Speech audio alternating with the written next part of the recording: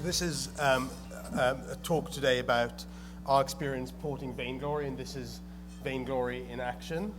And we're going to discuss our experiences, and it's a team effort, so I'll be giving credit to people behind the work we've done to get this over to Vulkan. So you've been spared the heavy metal music of this video, thankfully. I'm sure you're all fans. So my name's Alon Orbach. As Tom says, I'm chair of the system integration subgroup in Vulkan. Do not worry, this is not going to be all the details of system integration, as exciting as they are. It is the most exciting aspect of graphics, I'm sure you all agree. Feel free to ping me at Twitter. I put out a whole load of crap there, as I tell people, so beware. And both my bosses also follow me on social media, which is kind of scary. So please only say nice things. So I'm a standardization engineer at Samsung. I'm going to give a quick intro to what my team does and why on earth we're involved in Vulkan. Then a brief mention of some tips of how to get going with Android, just kind of the gunk that you need to know that you may not be aware of from other platforms. The bulk of the talk is about the pitfalls and bugs we encountered. So we're not, well, I'm personally not quite as smart as the geniuses we have in the working group, especially Cass, to follow. So this is about kind of things that the sharp edges that Tom mentioned in his introduction that we encountered that hopefully you can avoid. And then a few other performance and quality tips that we've put together. So, what is Samsung? So Samsung is a small company based in South Korea.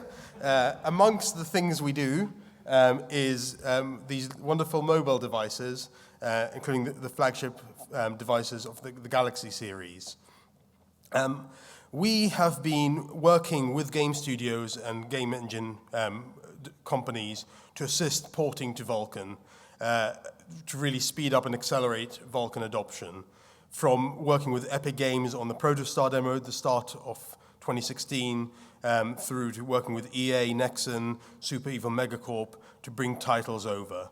And then we've showcased them at various events throughout the year, like Mobile World Congress, GDC, Gamescom.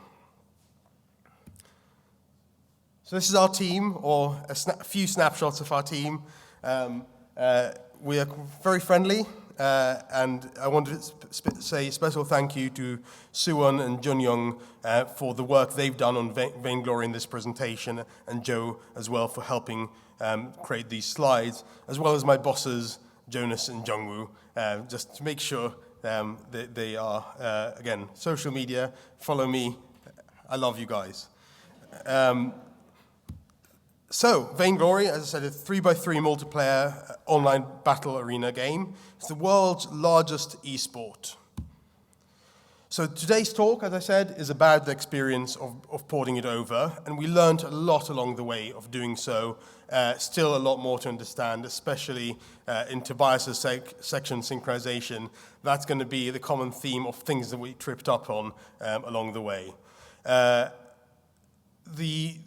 The pictures you have on screen here are the day 1 or day 5 versus the end result. So you can see there was some improvement in results along the way as we fixed things up.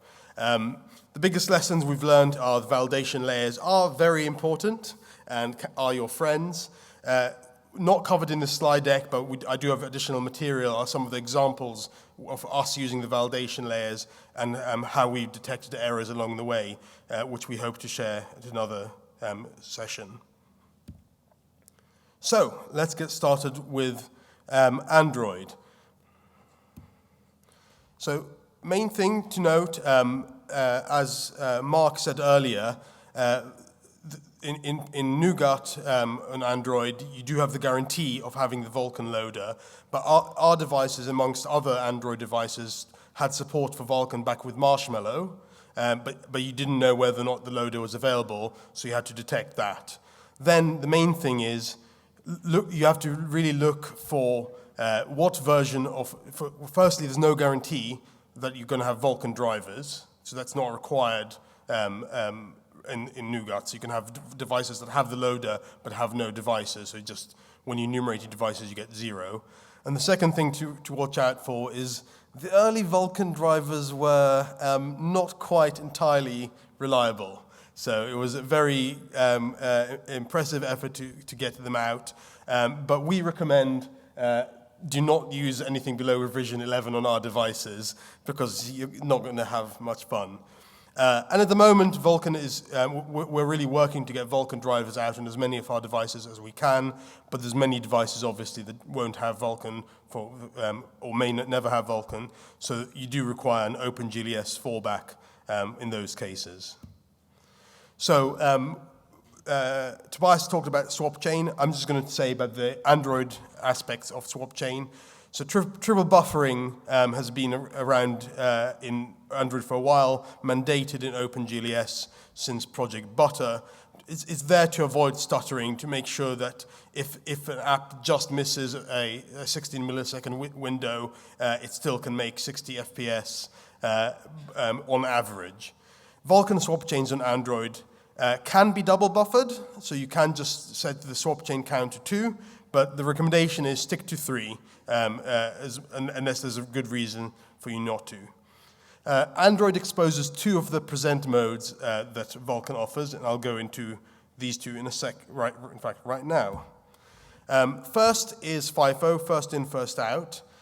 So this is about every single frame that you present will be consumed and displayed. So this is kind of traditional, similar to EGL, swap interval equals 1 presentation.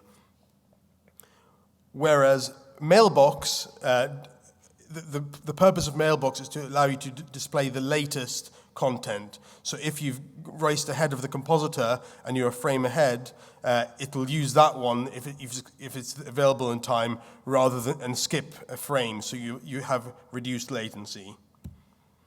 So the disadvantage of MAILBOX, which some people have kind of default to using because they think, hey, reduce latency, is you're putting more work than needed out there.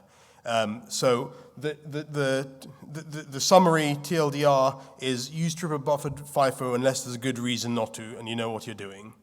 And just a quick example with Vainglory, you see with MAILBOX, yes, you're producing a whole load more frames, but the actual content and the smoothness does not differ, and yet you're using a lot more power by churning out a whole load more frames. So now on to the fun bit, the pitfalls and bugs. It's going to be a game of that's how it's not meant to look. And I quite like this because we're exposing all the things we did wrong along the way, with not just the glossy, everything is wonderful presentation. So to start off with, any guesses? What did we do wrong? So a format mismatch. So you really need to make sure you use, especially in Marshmallow, but to make sure that the format in Java land and the format you create your swap chain in native land match, else there'll be some funny conversion for you. So that's our first big lesson, an easier one to get us started with. Now this is the more common type of issue we faced, one of many. So they're presenting frames. So here in this diagram, the screen is represented in the black box, and each one of those little blue boxes represents an object on your frame. And each of the rendering objects has its own pipeline object associated with it. So game logic thinks, aha, on frame 3, we can destroy pipeline objects 0 to 4 because we no longer use them. Wrong. Crash, gone. You need to make sure that you are properly checking, is this object still in use? I've submitted it, is it still being used by a previous frame before releasing it and destroying it? Same applies for shaders and so on. Now, a bit more of a nuanced one. And by the way, if there's any managers in the room, these do not take 10 seconds to solve. Some of these were quite a journey of exploration. So can anyone guess what the artifacts in the coloring were due by. Good. So memory alignment is very important in Vulkan. So the reason why we got that is we were used to OpenGL ES, where we didn't specify a layout, and the layout is obtained by the individual implementation from your GLSL, and you get a specific hardware-dependent optimal layout. GLSlang isn't an OpenGL ES implementation and doesn't have a vendor-specific layout. It defaults to apply the STD140 layout. That was the cause of our artifact. So you effectively have a choice. Either make sure your memory layout matches this STD140, or in this case, or you specify a layout and again make sure your buffer actually matches it. So this is a more exciting one. Yes, I see a lot of familiar people of these beautiful scenes. Any guesses? Okay, it's memory again. We were using, in fact, there's a couple of things here. So we were using a single uniform buffer, and I'll explain in a second why, but we were getting the offsets wrong. And this is a common thing. Make sure you actually query your physical devices, uniform buffer offsets, amongst other things.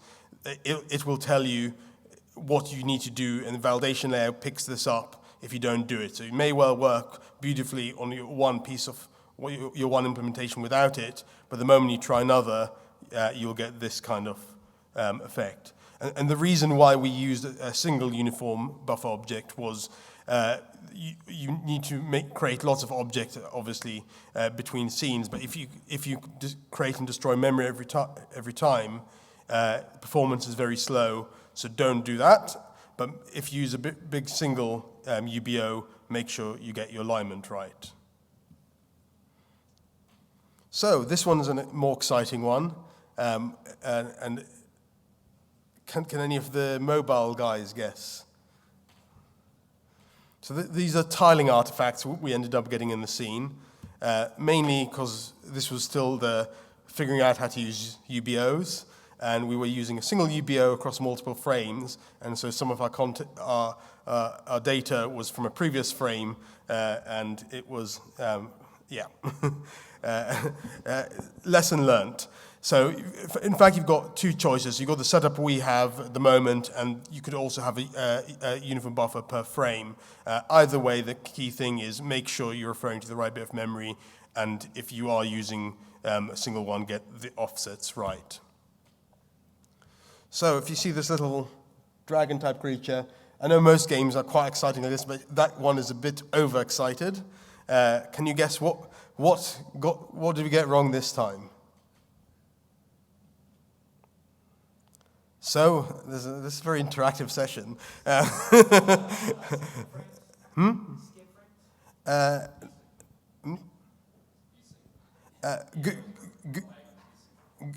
Good guesses. It is, in fact, the type conversion issue. So, OpenGL ES, as kind of Tom was saying earlier, is rather kind to you. So you may use an unsigned variable and shove it into a signed instead of a signed one, and the type conversion is done for you by the driver, all hunky-dory. But Vulkan says no, as in that is not allowed. We're not going to mollycoddle you. You must use the right one. So that was our fix there. So on to some performance and quality tips that we discovered as we went along. Firstly, just to reiterate what Tobias was saying about layouts, for clear, you can either use general layout or transfer destination optimal, both fine. Make sure you're using color attachment optimal for any rendering you do, because you can use image layout general, you can use you don't have to use optimal, but it's far better if you avoid using linear layout data. in order to get the performance you want. And with presentation, there's no choice. You must use present source for once you submit to the presentation engine. Similarly with textures, we did some performance analysis, and there's a big jump in most implementations when using tiling optimal, so make sure you use that as advised. And then that's when you need to actually look at what's going on with Vulkan compared to GLES. It's not just GLText image 2D. You have to use a staging buffer to upload data into the image in order for it to be then copied over and put into the right format that is optimal for that particular implementation. Now, this is an interesting one that kind of also depicts kind of the philosophical jump between OpenGL ES and Vulkan, as well as why by Vulkan forcing you to fix things and optimize things, you'll actually get benefit if you in your engine back in OpenGL ES land. So sorting geometry so that the axis vertices are close together in memory improves cache efficiency. But in some OpenGL ES drivers, this sorting happens under the hood without you knowing, so it's just taken care of. But in Vulkan, you don't have this luxury. So when we first came across this was a significant performance drop when we moved from OpenGL ES to Vulkan until we fixed it up. But this is still useful to do even for OpenGL ES. So while some drivers may take care of it, it's far better for you to do this offline once or offline before any critical parts of your application use it. Now this is another example of OpenGL ES taking care of you with Vulkan not. Vulkan does not have any support for dithering, and actually GLES doesn't really have it, but drivers can implement it. But what we've seen is apps rely on it. And because of this, you do get blending artifacts, or it's not quite as good quality than you'd expect with Vulkan if you just port over from GLES. So we chose in Vainglory to then go from 565 to 888 in order to improve the quality, but the downside of that is the higher bandwidth cost, which is not ideal for mobile. Shader precision, so think about what you need here. So do you really need high P? Do you really need full precision, or can you cope with relaxed precision? And for power, efficiency, and performance, you really should use low P or medium P, unless there's a good reason for you to use full precision. And we have seen example Google Earth that really should be using full precision, but don't. So make sure you know what you're doing here, but don't just default to using full precision, else you'll be hit by additional power cost. Now, texture compression, we're still working on a full set of data here. So the two comparators for us were OpenGL ES 2.0 with ETC1 versus Vulkan with ASDC. So we are now looking at other combinations of that to have a proper comparators of efficiency and memory usage. We did see a big drop in both memory and power usage as we converted. So, and I'll go to the final slide. We'll have just how much as a percentage we saved on all of them. So, in summary, we released the beta version of Vainglory. It's available for you now if you have a Vulkan-enabled device from the Play Store. It's one of the first Android Vulkan titles, hence been an interesting learning curve for us. We're regularly updating it, so expect more fixes. And if you look at the reviews in the Play Store, those issues are all fixed. So just update you to the latest driver, and you'll be happy. The big difference we saw is in performance in the most critical scenes. So overall, we were quite happy to have a 5% power reduction across usage of the game, and that's really every single drop of battery power saved is great. But the improvement in performance of up to 30% on those critical scenes was why we were so impressed with Vulkan and kind of the benefits it provided for us on mobile. So without further ado, I'll take any questions. But feel free, if there's any I don't manage to answer because I need to talk to one of my more lovely engineers in our team, drop us an email. And also, if you're interested in other cooperation like this, please get in touch. Thank you.